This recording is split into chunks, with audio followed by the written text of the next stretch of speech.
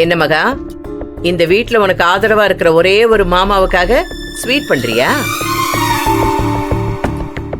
என்ன கேள்வி கேட்டா பதில் சொல்ல மாட்டேங்கிற? சந்தோஷத்துல பேச்சு வரலையோ?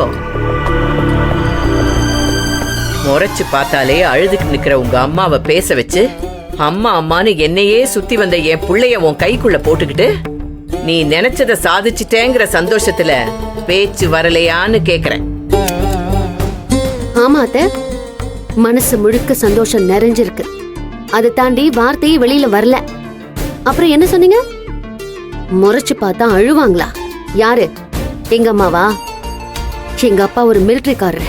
இந்த நாட்டுக்காக போராடி அவர் உயிரை தியாகம் பண்ணப்போ அழுதா அவரோட தியாகத்துக்கு மதிப்பில்லாம போயிடுமேன்னு தலை நிமிர்ந்து எங்க அப்பாவை நாட்டுக்காக பெருமையா கொடுத்த தைரியசாலி எங்க அம்மா.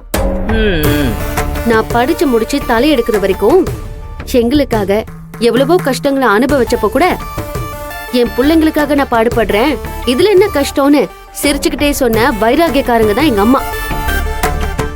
இன்னொரு தடவை எங்க அம்மாவை மரியாதை இல்லாம பேசுனீங்க, அப்புறம் உங்களுக்கு மரியாதை இருக்காது, பாத்துக்கோங்க.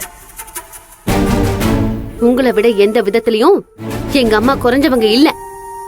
3 பொண்ணுங்களையும் அவங்க முத்து முத்தா வளர்த்திருக்காங்க. யாரு? உங்க அம்மாவும் நானும் ஒன்னா? என்ன சொன்ன? முத்து முத்தா வளர்த்திருக்காங்களா?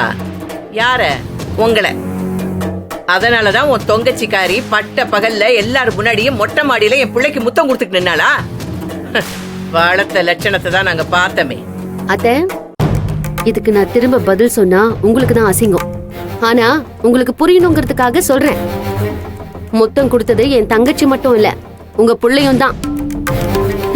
ஆனா யாருக்கும் தெரியாம ரெஜிஸ்டர் மேரேஜ் பண்ணிக்கலான்னு உங்க பையனை கூட்டிக்கிட்டு வீட்ல இருந்த நகையை எடுத்துக்கிட்டு வீட்டை விட்டு ஓடினவ இல்ல ஏன் தங்கச்சி. இதுக்குதான் நான் பேச வேண்டாம்னு அமைதியா இருக்கேன். எனக்கும் எங்க அம்மாவுக்கும் உங்களை விட அதிகமா குத்தி பேச தெரியும். ஆனா அதெல்லாம் எங்களுக்கு மரியாதை இல்லைன்னு தான் நாங்க அமைதியா இருக்கோம். ஆமா ஆமா, அப்படியே அமைதிதான். நீ செஞ்சுட்டு இருக்கிற வேலைக்கு பேரு அமைதி இல்லடி, ஊம குசும்பு. உன் புருஷனை உன் கைக்குள்ள போட்டுக்கிட்டு என்கிட்ட இருந்து பிரிச்சது பத்தாதுன்னு இப்ப என் புருஷனையும் உன் கைக்குள்ள போட்டுக்கிட்டல. பெத்த பிள்ளைங்களை விட நீதான் பெருசுன்னு உன்னை தலையில தூக்கி வச்சு ஆடிட்டு இருக்காரு அந்த மனுஷன்.